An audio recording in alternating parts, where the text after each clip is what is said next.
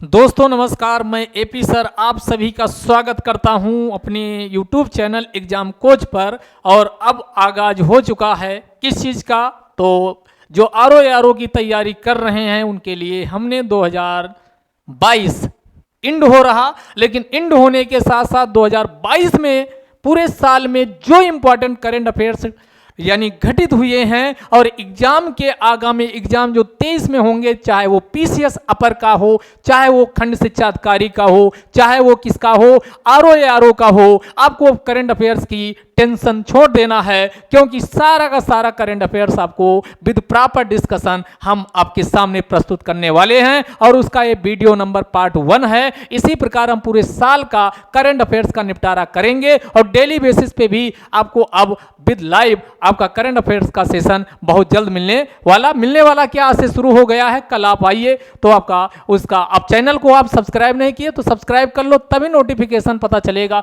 कब कितने बजे क्या होगी लाइव क्लास करंट अफेयर्स की होने वाली है। इसके साथ ही हम लोग आरओ और पीसीएस के लिए टेस्ट सीरीज भी लॉन्च कर रहे हैं और ये आरओ की शुरू हो चुकी है। तो एग्जाम कोच का अभी तक अगर आपने एप्लीकेशन को डाउनलोड नहीं किया है तो प्ले स्टोर पे जाइए और देरी क्यों, तुरंत उसको क्या कर लीजिए डाउनलोड। और उसके साथ फिर आपको 20 टेस्ट आरओ के मिलेंगे और साथ में हिंदी के भी फुल टेस्ट मिलेंगे जो बिल्कुल प्रॉपर ऑफिशियल जो सिलेबस है उस पे और सेम पैटर्न पे क्वेश्चन आपको देखने को मिलने वाले हैं। तो ये तो था प्रवचन अब खत्म, सीधे काम पे आते हैं यानी क्वेश्चन पे आते हैं। और क्वेश्चन पहला आपके सामने ये रहा, क्या रहा, निम्नलिखित कथनों पर विचार कीजिए। आंसर भी आप लोग अपने आप भी लगाते चलिए, कॉपी पेन लिख के रखिए, उसमें नोट करते जाइए कि हमने कितने क्वेश्चन सही किए कितने गलत किए। और कमेंट बॉक्स में टोटल सही क्वेश्चन टोटल गलत क्वेश्चन हो 1/3 नेगेटिव मार्किंग काट के बता के जरूर जाइएगा कि ये कितने क्वेश्चन आपके सही हुए, जिससे पता चल सके कि आपकी तैयारी किस लेवल की है। तो पहला क्वेश्चन इसमें ये है कि निम्नलिखित कथनों विचार कीजिए। ऐसे क्वेश्चन आपके आरओ और जो पीसीएस एग्जाम है वहां देखने को मिलते हैं। तो पहला, 7वें भारत सप्ताह इंडिया वाटर वीक का आयोजन ग्रेटर नोएडा में किया गया। दूसरा, इसकी थीम क्या थी, सतत विकास और समानता के लिए जल सुरक्षा। सतत विकास और समानता के लिए जल सुरक्षा। अब यहां देखिए, यहां बिल्कुल ध्यान से देखना है उपर्युक्त कथनों में से कौन सा से सही है। यहां पूछता सही नहीं है तब आंसर बदल जाता। तो यहां पर यानी जो इंडिया वाटर वीक का आयोजन किया गया, ध्यान दीजिएगा, इंडिया वाटर वीक का आयोजन, ये लिख आप भी साथ में लिखते चलिएगा ताकि याद रहे। तो ये ग्रेटर नोएडा में इसका आयोजन किया गया और थीम सतत विकास और समानता के लिए जल सुरक्षा। यानी पहला स्टेटमेंट भी सही है, सेकंड भी स्टेटमेंट सही। तो सही आंसर क्या होगा, 1 और 2 दोनों। अब यहां आपको क्या सतत विकास आया है तो इससे अन्य चीजें भी पता होनी चाहिए। सतत विकास किसके, यूएनओ संयुक्त राष्ट्र संघ के द्वारा कितने 17 निर्धारित किए गए और ये 17 लक्ष्य कब प्राप्त करना है, 2030 तक। इन्हें किस नाम से जाना जाता है, इन्हें सस्टेनेबल डेवलपमेंट यानी गोल एसडीजी सस्टेनेबल डेवलपमेंट गोल्स के नाम से जाना जाता। कितने संख्या में, 17। कब तक प्राप्त करने हैं, 2030 तक प्राप्त करने हैं। भारत में पूछा जाए ये सतत विकास को लागू करने के लिए क्वेश्चन कई बार आया है, सतत विकास के लिए कौन सी एजेंसी जिम्मेदार है, तो ये है नीति आयोग। भारत में पूछे तो भारत में कौन जिम्मेदार है, NITI Aayog. Sustainable development index जारी भी किसके द्वारा किया जाता, नीति आयोग के द्वारा जारी किया जाता। और वैश्विक स्तर पे पूछा जाए तो 2022 में भारत का सस्टेनेबल डेवलपमेंट इंडेक्स में कितनी रैंक रही, 121। कितनी रही है, 121 रही है। ये भी बात आप ध्यान में रखिएगा। अगले क्वेश्चन की ओर चलते हैं। अगला क्वेश्चन फिर मजेदार है, मोस्ट इंपॉर्टेंट है, पूछे जाने की बिल्कुल 100% संभावना। अक्टूबर 2022 में 2 समुद्र तटों को ब्लू फ्लैग सर्टिफिकेट में शामिल कर लिया गया। इसके बाद भारत में वर्तमान में ब्लू फ्लैग सर्टिफिकेट की संख्या अब आपको बताना है कितनी हो गई, 9, 11, 12, 14। तो सही जवाब क्या होगा, 12। अब कितनी हो गई, 12 हो गई। अब आपके मन में होना चाहिए ये किस लिए दिया जाता, तो जो समुद्र के तट हैं, बीच हैं, वहां पर आप जाते हो सोना बाबू के साथ और फिर क्या यानी कूड़ा करकट जितना पन्नी वन्नी सब समुद्र के तट के किनारे ही फेंक के चले आते हो, जिससे क्या उनकी जो स्वच्छता है, उनकी जो एफोर्डेबिलिटी है, वहनीयता है, वो चौपट होती। तो इन्हीं को यानी जो समुद्र के तट हैं वो स्वच्छ बने रहें, उनकी स्वच्छता और वहनीयता, एफोर्डेबिलिटी, सस्टेनेबिलिटी, इनको सुनिश्चित करने के लिए कहाँ की एक फाउंडेशन है FEE, यानी इसको बोलते हैं फाउंडेशन फॉर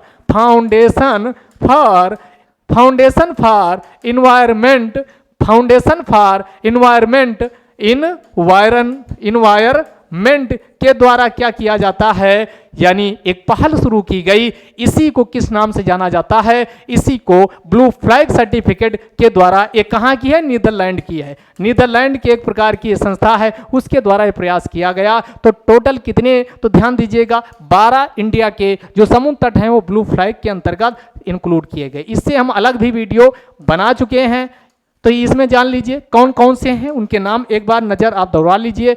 सबसे पहले गुजरात का है कौन सा, शिवराजपुर। गुजरात का कौन, शिवराजपुर।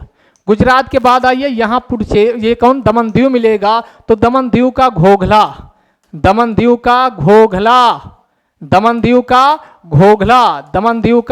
घोघला। इसके बाद कर्नाटक में आइए, दो हैं। कर्नाटक में कौन है, तो कर्नाटक में दो हैं, एक है कासरकोड और दूसरा है पदबिदुरी। दूसरा कौन है, पदबिदुरी। कौन है, पदबिदुरी।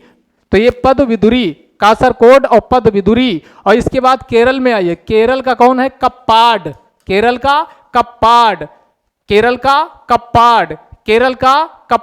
इसके बाद आइए तमिलनाडु, आंध्र प्रदेश का रूसीकोंडा। इसके बाद उड़ीसा का है गोल्डन बीच। तमिलनाडु का कोवलम। यहीं पर है पुडुचेरी, और पुडुचेरी का कौन है, ईडन। पुडुचेरी का कौन, ईडन। और इसके बाद आइए कौन, यहाँ ये है आपका कौन सा, अंडमान निकोबार। यहाँ का है कौन, राधानगर। अंडमान निकोबार का राधानगर। अब दो यहाँ बचे, ये कौन सा आपका बना हुआ है, लक्षद्वीप। और लक्षद्वीप के दो इसमें शामिल किए गए, जो आपको ध्यान देना चाहिए। ये का नाम क्या है, लक्षद्वीप का कौन से हैं, तो ये थुंडी। लक्षद्वीप का एक है थुंडी और दूसरा है कदमत। थुंडी और कदमत। तो टोटल आप गिनोगे 12 हो चुके होंगे। कौन, शिवराजपुर कहाँ का, तो ये गुजरात का, दमन दीव का घोघला। इसके बाद कर्नाटक के दो हैं, पदबिदुरी और कासरकोड। केरल का कप्पाड, कोवलम तमिलनाडु का, ईडन पुडुचेरी का, रूसीकोंडा कहाँ का, आंध्र प्रदेश का, गोल्डन कहाँ का है, उड़ीसा का। इसके बाद फिर राधानगर। ये आप कंफ्यूज हो सकते हैं कि ये कहाँ, अंडमान निकोबार में राधानगर पहुंच जाएगा, तो राधानगर यहाँ का है। और जो दो नए, ये अलग बिल्कुल ध्यान रखिएगा, थुंडी और कदमत। तो टोटल कितने हो गए, 12। अगले क्वेश्चन के आते हैं। तो अगला क्वेश्चन नंबर 3 आपके सामने है, प्यार से इसको रीड करिए। निम्नलिखित कथनों पर विचार कीजिए। पहला स्टेटमेंट दिया है, हाल ही में SCO की बैठक 2022 उज्बेकिस्तान के समरकंद में हुई, तो यहां पर ध्यान दीजिए, समरकंद। दूसरा है 2023 में भारत SCO की अध्यक्षता करेगा। दो स्टेटमेंट हैं, तो आपने रीड कर लिया होगा और क्या बताना यहां, सही। अगर यही कह देता कौन सही नहीं है, तो क्वेश्चन सेम है लेकिन आंसर बदल जाएगा। लेकिन यहां पर क्या पूछा, सही ही पूछा है। तो ये जरूर देखिएगा कि पूछ क्या रहा, पता चला सही ठोक दिए और एग्जाम में पूछ रहा है कौन सही नहीं है। तो खुद से यानी क्या करना है, क्वेश्चन को ठोकना है, स्वयं को नहीं। ये इस बात का आप ध्यान रखिएगा। तो इसमें क्या है, ये केवल एक, केवल दो, एक और दो, दोनों। तो इसका सही जवाब होगा एक और दो, दोनों। बात करें SCO की, तो SCO की फुल फॉर्म क्या है, तो सामने लिखे है कौन, संघीय सहयोग संगठन। ये इसकी फुल फॉर्म है। गठन की बात करें तो इसकी गठन कब होता है, 2001 में। हेडक्वार्टर्स की बात करें तो इसका हेडक्वार्टर्स कहाँ है, बीजिंग। बीजिंग चीन में है। कहाँ है? बीजिंग चीन में है इसका हेडक्वार्टर्स। अब यहाँ बात करें इसकी बैठक, भारत कब इसमें मेंबर बना? 2017 में। किसके साथ? तो ये भारत इसमें कब मेंबर बनता है? 2017 में भारत मेंबर बनता। तो भारत और भारत के साथ पाकिस्तान, दोनों को 2017। और ये 2017 वाला जो बैठक हुआ था ये कहाँ हुआ था? अस्ताना, अस्ताना में बैठक हुआ था। अभी जो बैठक हुई है 2022 वाला समरकंद उज्बेकिस्तान में होगी और 23 वाला इंडिया इसकी अध्यक्षता करने वाला है। अब इसमें मेंबर की बात करें, लेटेस्ट यानी एक और ध्यान दीजिएगा, टोटल कितने? 8 इस समय देश हैं, लेकिन इसमें एक 9वां ईरान को भी शामिल किए जाने की बात की गई है। तो एक तो भारत पाकिस्तान 17 में शामिल हुए, तो आप कहेंगे 6 कौन है? 6 में है देखो रसिया है और चाइना है, तो बचे 4 कौन बचे? तो 5 तान मत से तुर्क हरामी होते हैं, ऐसे दिमाग में बैठा लो। तो तुर्कमेनिस्तान को हटा दीजिए, बाकी 4 बचेंगे, कजाकिस्तान, किर्गिस्तान, उज्बेकिस्तान, ताजिकिस्तान। ये 4 तान तुर्क हरामी मूल को बाहर करना है। तो ये क्योंकि भारत पर आतताइयों ने बहुत अत्याचार मचाया है तो तुर्क को इसमें शामिल नहीं किया गया। तुर्कमेनिस्तान को अलग कर देना, बाकी 4 तान बचेंगे। रसिया और कौन बचेगा? चाइना। 6 हो गए। उसके बाद 2 कौन? अस्ताना में 2017 में सम्मेलन हुआ, पाकिस्तान और इंडिया को शामिल किया गया, तो टोटल कितने हो गए? 8। और ईरान को अब आगे सहमति व्यक्त की गई है कि इसमें शामिल कर लिया जाए। क्लियर? सारा कुछ जो भी क्वेश्चन आएगा इसी के अंदर से फंसेगा, इसके बाहर अब नहीं फंसेगा। आगे देखिएगा, अगला क्वेश्चन है नवंबर 2022 में किसे चुनाव आयुक्त, यहां ध्यान दीजिएगा, चुनाव आयुक्त किसे नियुक्त किया गया? तो इसका सही जवाब क्या हो जाएगा? अरुण गोयल को। यहां मुख्य चुनाव आयुक्त नहीं पूछा है, यहां मुख्य चुनाव आयुक्त नहीं पूछा। कमेंट बॉक्स में आप लिख के बताइएगा मुख्य चुनाव आयुक्त कौन है, ये आपको बताना। अगर चुनाव आयोग की हम बात करें, चुनाव आयोग की बात करें, इसी को इलेक्शन कमीशन ऑफ इंडिया के नाम से जाना जाता। इसका अनुच्छेद पूछा जाए तो अनुच्छेद कौन है? 324। कौन सा है? 324। इसमें कहा गया एक चीफ कमिश्नर होगा यानी सीसी, और बाकी 2 इसके अन्य कमिश्नर होंगे, 2 अन्य कमिश्नर होंगे। तो वर्तमान समय में ये व्यवस्था लागू है, इन्हीं के द्वारा चुनाव कराया जाता है। इलेक्शन कमीशन ऑफ इंडिया की बात करें, जो इंडिया वाला है ये भारत का राष्ट्रपति का चुनाव कराता है। और किसका करवाता? उपराष्ट्रपति का चुनाव कराता है। और किसका चुनाव कराता? तो ये चुनाव किसका करवाता है? लोकसभा का कराता है, लोकसभा का कराता है। और किसका कराता? विधानसभा का कराता है। इसके बाद राज्यसभा का कराता है, विधान परिषद का कराता। लेकिन ध्यान रखिएगा पंचायतों का चुनाव भारत के इलेक्शन कमीशन ऑफ इंडिया के द्वारा नहीं कराया जाता है, वो कराया जाता है जो स्टेट का इलेक्शन कमीशन ऑफ इंडिया होता है। आगे आइए, निम्नलिखित कथनों पर विचार कीजिए। 2 स्टेटमेंट आपके सामने ही, स्टेटमेंट रीड करिए, आंसर लगाइए। बताइए आंसर क्या होगा भाई? सेवानिवृत्त मुख्य न्यायाधीश ऋतु राज अवस्थी को भारत का 22वां विधि आयोग का अध्यक्ष नियुक्त किया गया।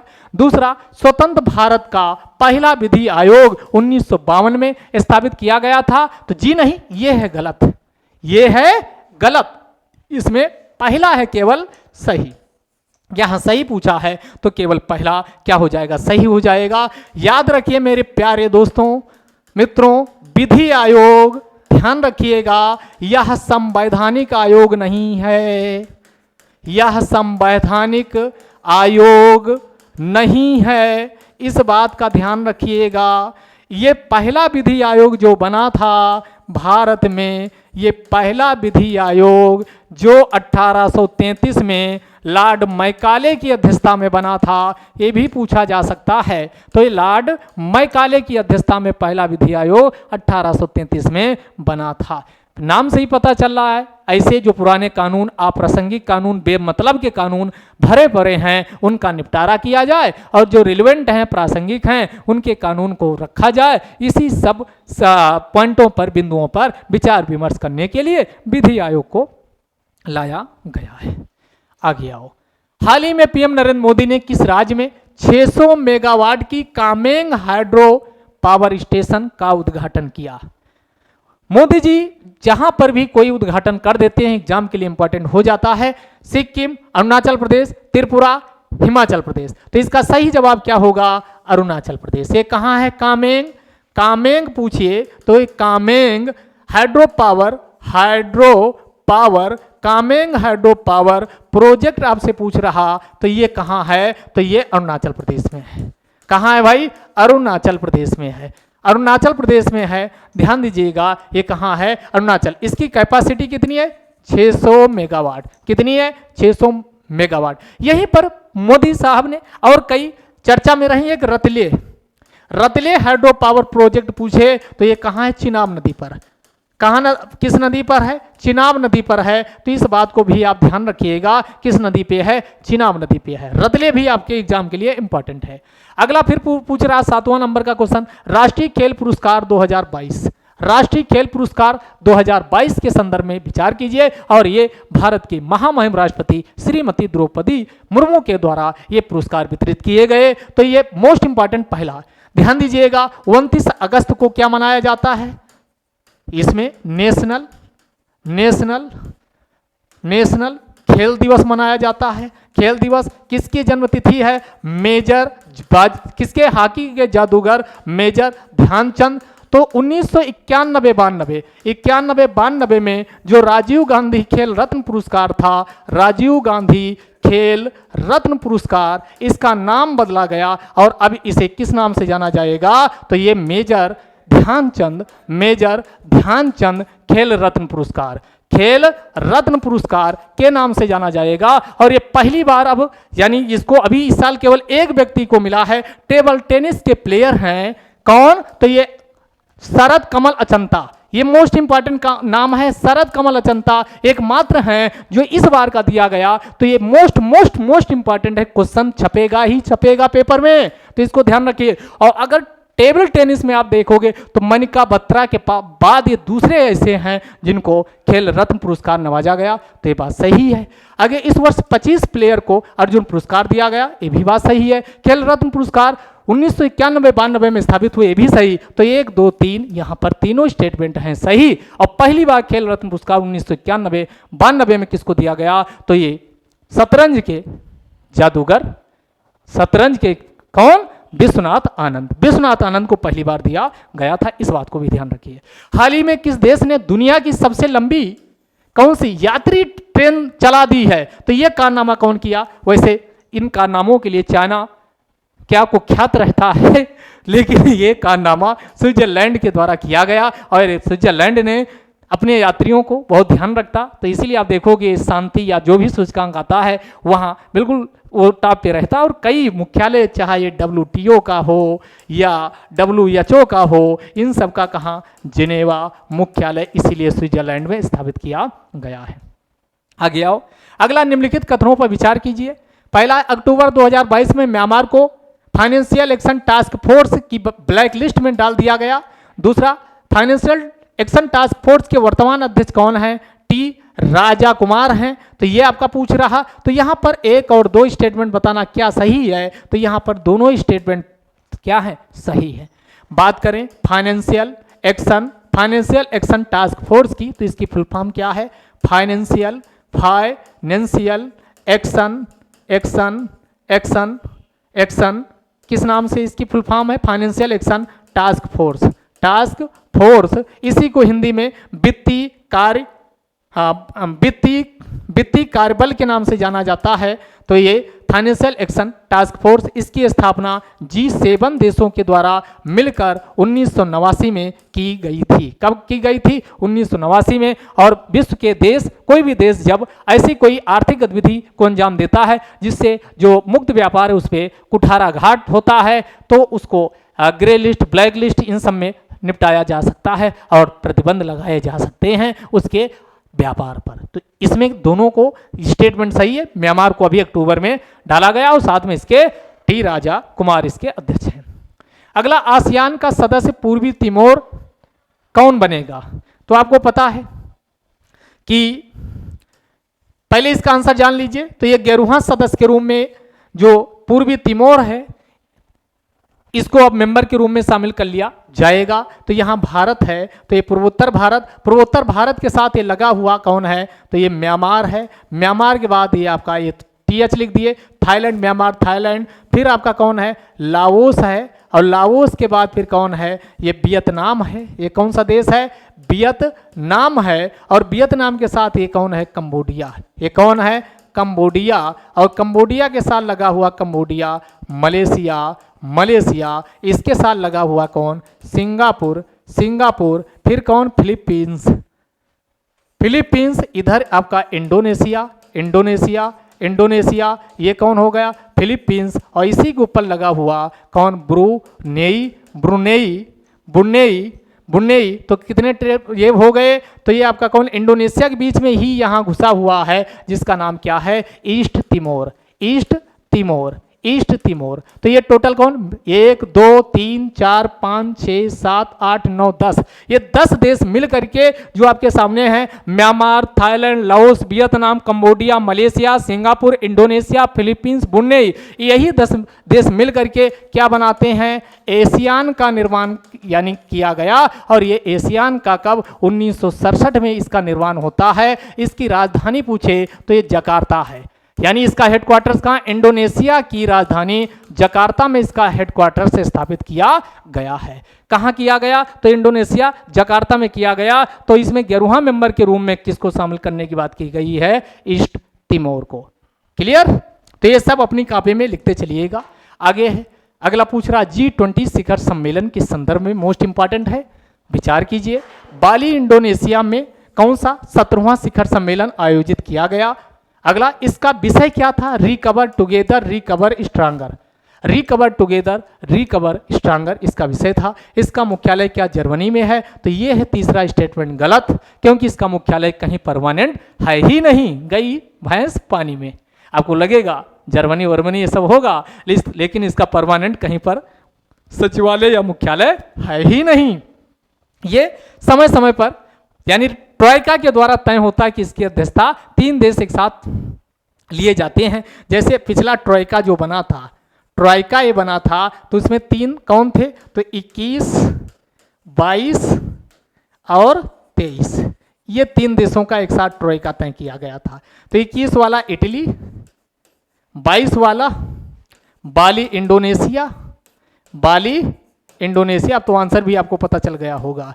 और 23 वाला कहाँ? तो ये इंडिया में। 23 वाला कहाँ होगा? इंडिया में G20 का ये होगा। क्लियर? तो यहां पर सही आंसर इसका क्या होगा?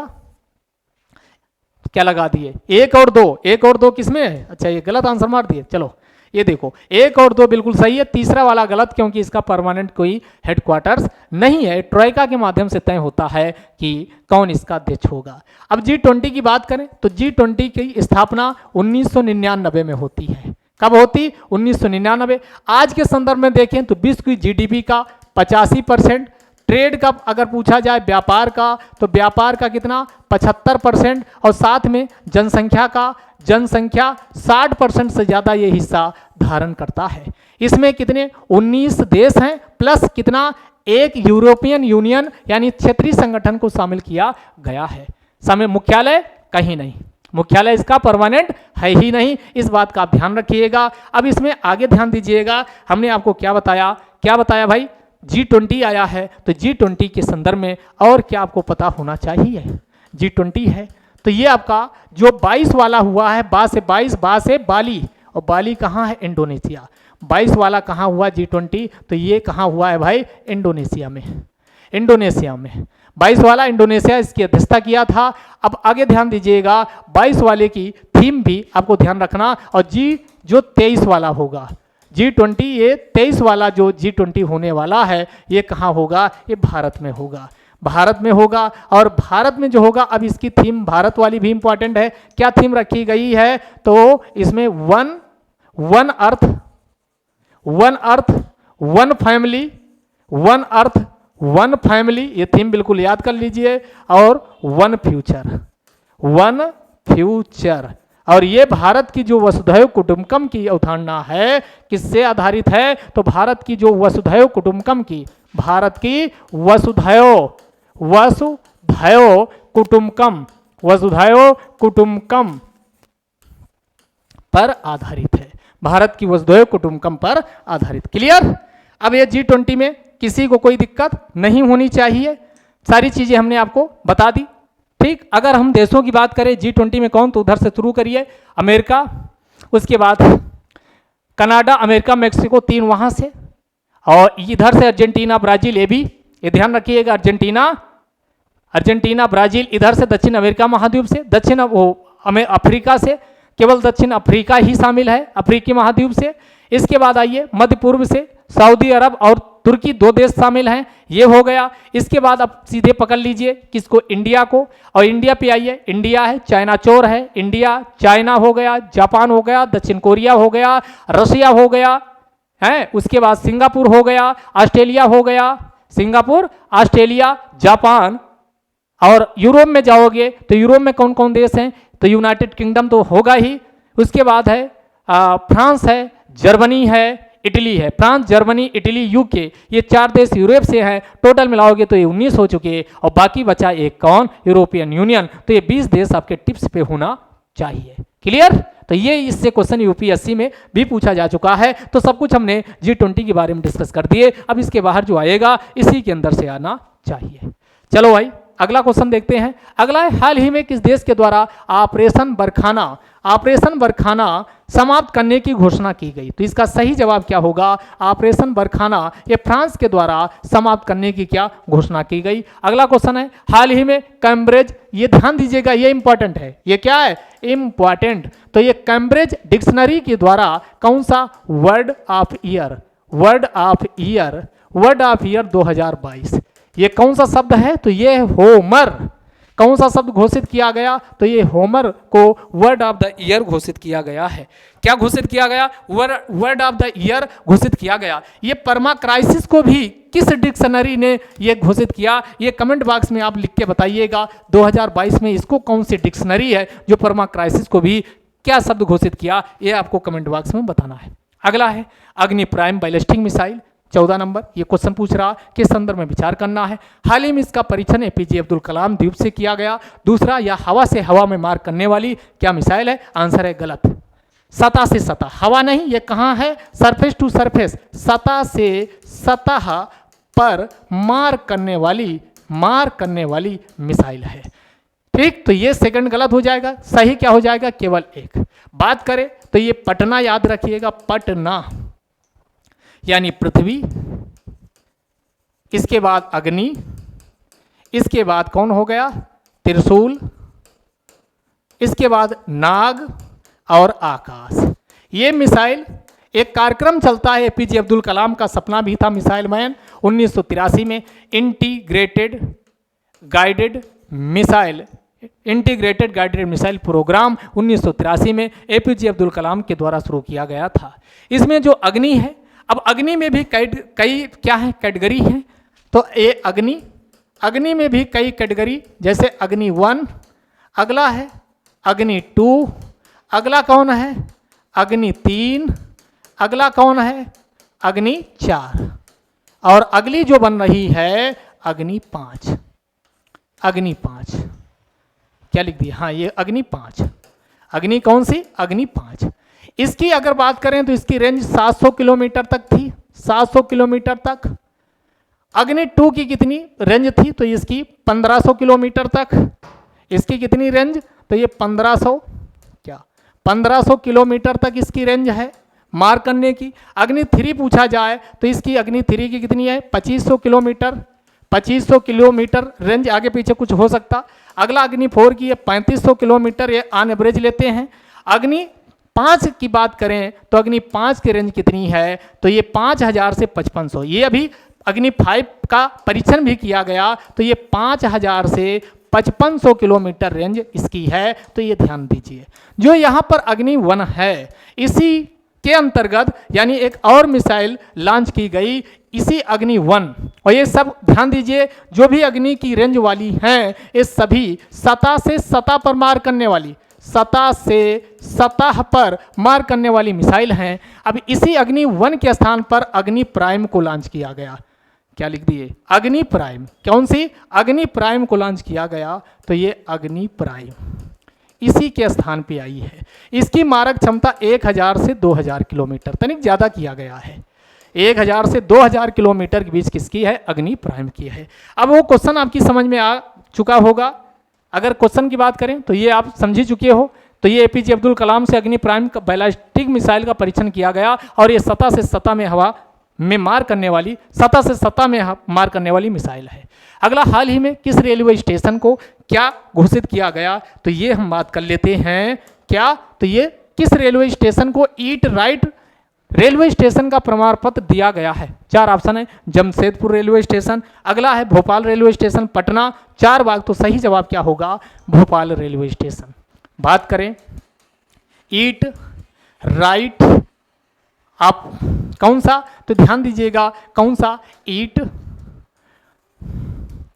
आगे देखिएगा कौन सा, ये ईट राइट स्टेशन ये भोपाल को मिला है। किसको मिला, भोपाल। ये अब आपका मन में आता है कि ये कौन प्रदान करता है, ये फसाई, FSAI, फसाई के द्वारा ये प्रदान किया जाता। फसाई का किस अधिनियम 2005 के एक्ट के अंतर्गत इसकी स्थापना की गई थी, तो ये किसको, भोपाल। अभी एक आज के करंट में आप देखोगे तो किसको दिया गया, तो ये आपका एक जेल है बुलंदशहर की, कौन, बुलंदशहर जेल को भी ये, यानी बुलंदशहर जेल को भी, बुलंदशहर जेल उत्तर प्रदेश में है, उसको भी 5 स्टार रेटिंग से नवाजा गया है। अगला क्वेश्चन है, राष्ट्रीय बाल अधिकार संरक्षण आयोग, राष्ट्रीय बाल अधिकार संरक्षण आयोग के संदर्भ में विचार करना है। हाल ही में इसके द्वारा घर पोर्टल, यानी जो बच्चे इधर उधर भूल भाल के कहीं दूसरे स्थान पे दूसरे देश में पहुंच गए या अपने घर से बिछड़ गए हैं, उनके सुरक्षित घर तक पहुंचाने के लिए घर पोर्टल शुरू किया गया, बिल्कुल बात सही है। या एक वैधानिक आयोग है, तो ये भी सही है, ये भी 2005 के अधिनियम से स्थापित किया गया। कौन, national child rights protection commission, ये 2005 के अधिनियम से स्थापित किया गया, तो वैधानिक है। तो यहाँ पर दोनों स्टेटमेंट क्या हो जाएंगे, सही। और इसी के साथ हम चलते हैं अगले क्वेश्चन में। अगला, हाल ही में गांधी मंडेला फाउंडेशन ने किसे गांधी शांति पुरस्कार से नवाजा है। 4 ऑप्शन है, दलाई लामा, श्री श्री रविशंकर, सदगुरु रामदेव। इंपॉर्टेंट क्वेश्चन है, और ये अवार्ड किसको दिया गया, दलाई लामा को। किसको दिया गया, दलाई लामा को दिया गया। अगले क्वेश्चन, दलाई लामा ये कहाँ के हैं, तिब्बत, ये रह कहाँ रहे हैं, भारत में। धर्मशाला, ये धर्मशाला कहाँ स्थित है, हिमाचल प्रदेश में। कब ये भाग के आए थे, 1900, याद करिए 59 में भारत आए, तब से यहीं पर रह रहे हैं। आगे आइए, हाल ही में किस राज्य सरकार ने देश की पहली एलिफेंट डेथ ऑडिट फ्रेमवर्क पेश किया है। कौन सा, एलिफेंट, इसका आंसर बताइए, कौन सा, एलिफेंट डेथ ऑडिट, क्या पेश किया, एलिफेंट डेथ ऑडिट पेश किया है। ये आपको बताना है, बताइए भाई इसका आंसर क्या होगा, एलिफेंट डेथ ऑडिट किसके द्वारा पेश किया गया है। 4 ऑप्शन है, कर्नाटक, 4 ऑप्शन कौन है, कर्नाटक, 4 ऑप्शन है, कर्नाटक, तमिलनाडु, आंध्र प्रदेश, असम।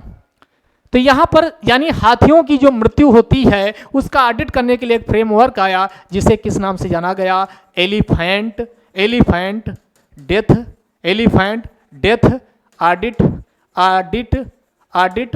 Audit framework. ये पूछ रहा, ये किसके द्वारा पेश किया गया है, तो ये तमिलनाडु। सही जवाब क्या होगा, तमिलनाडु। इसका सही जवाब क्या हो जाएगा, तमिलनाडु हो जाएगा। क्या हो जाएगा, तमिलनाडु। अब यहाँ हाथी आया, तो हाथी के संरक्षण के लिए एक प्रोजेक्ट शुरू किया गया, प्रोजेक्ट एलिफेंट। कौन सा, प्रोजेक्ट एलिफेंट। और ये प्रोजेक्ट एलिफेंट कब आता है, 1992 में। कब आता, 1992। अब यहाँ प्रोजेक्ट लायन की बात ना करें तो बेकार है, प्रोजेक्ट टाइगर की बात ना करें तो बेकार है। तो प्रोजेक्ट टाइगर को कब लाया गया, ये पूछा जाए तो ये आता है 1973 में। कब आता, 1973 में। अगले क्वेश्चन की ओर चलते हैं। 19 नंबर, निम्नलिखित कथनों पर विचार कीजिए। अगला, टेक समिट 25वां संस्करण नई दिल्ली में किया गया। टेक फॉर नेक्स्ट जनरेशन यानी tech for next gen theme के साथ। अगला, इस वर्ष ग्लोबल इनोवेशन इंडेक्स में भारत की रैंक 40 है। जब ऐसे क्वेश्चन आता है तो आप वहां कंफ्यूज कर जाते हो, लगता है राजधानी कैपिटल है दिल्ली में ही इसका आयोजन हुआ होगा। लेकिन यहाँ टेक का मतलब टेक्नोलॉजी को प्रमोट किया जाए, उभरती हुई इमर्जिंग जो टेक्नोलॉजी है। तो आपको दिमाग की बत्ती जलनी चाहिए कि ये दिल्ली तो नहीं हो सकता, क्योंकि टेक्नोलॉजी हब तो बेंगलुरु है, कर्नाटक में। तो ध्यान दीजिएगा, ये टेक समिट, ये एशिया की लार्जेस्ट है टेक समिट। इसका आयोजन कहाँ हुआ, 2022 वाला ये ध्यान रखिएगा। इसका आयोजन कहाँ किया गया, तो ये 2022 वाला ध्यान दीजिएगा, 25वां संस्करण था, 25वां संस्करण था। और इसका आयोजन कहाँ हुआ, तो ये बेंगलुरु, और बेंगलुरु कहाँ है, कर्नाटक। इसका आयोजन कहाँ, बेंगलुरु कर्नाटक में किया गया। और इस बार की थीम क्या थी, थीम ध्यान दीजिएगा, टेक फॉर, ये दोनों इंपॉर्टेंट है, टेक फॉर नेक्स्ट जेन, तो जेन का मतलब जनरेशन और नेक्स्ट का मतलब नेक्स्ट, तो ये टेक्नोलॉजी, अगली जनरेशन के लिए टेक्नोलॉजी, ये 2022 की थीम है, इसको भी ध्यान रखिएगा। तो यहाँ पर यानी पहला स्टेटमेंट हो जाता है गलत, सेकंड है सही। इस वर्ष ग्लोबल इनोवेशन इंडेक्स में भारत की रैंक 40 है, इसके पहले 46 थी, 2014 में देखोगे तो 81 थी, काफी सुधार हुआ है। तो इसका क्या हो जाएगा, केवल स्टेटमेंट 2 सही है। और आज का ये लास्ट क्वेश्चन है कि हाल ही में डिजिटल शक्ति अभियान 4.0 महिला सशक्तिकरण, महिला सुरक्षा, महिला आत्मनिर्भरता को सुनिश्चित करने के लिए कौन अभियान, डिजिटल शक्ति अभियान 4.0 शुरू किया गया, तो नाम से ही पता चल चुका होगा, राष्ट्रीय महिला आयोग। राष्ट्रीय महिला आयोग के द्वारा ये अभियान शुरू किया गया। तो आज के ये 20 क्वेश्चन थे, 20 के बजाय हमने जो एक्सप्लेनेशन किया उसमें बहुत सारे क्वेश्चन को समाहित कर लिए। तो ये क्लास आपको कैसी लगी, अगर अच्छी लगी हो तो एक अच्छा सा कमेंट बॉक्स कर दीजिए, और क्लास को शेयर भी करना मत भूलिए। पूरे साल का इसी प्रकार हम निपटारा करते रहेंगे, यकीन मानिए एग्जाम में क्वेश्चन आपको देखने को मिलेगा ही मिलेगा। तो वीडियो शेयर जरूर करिएगा, और अगली वीडियो में फिर मिलेंगे, तब तक के लिए जय हिंद, जय भारत।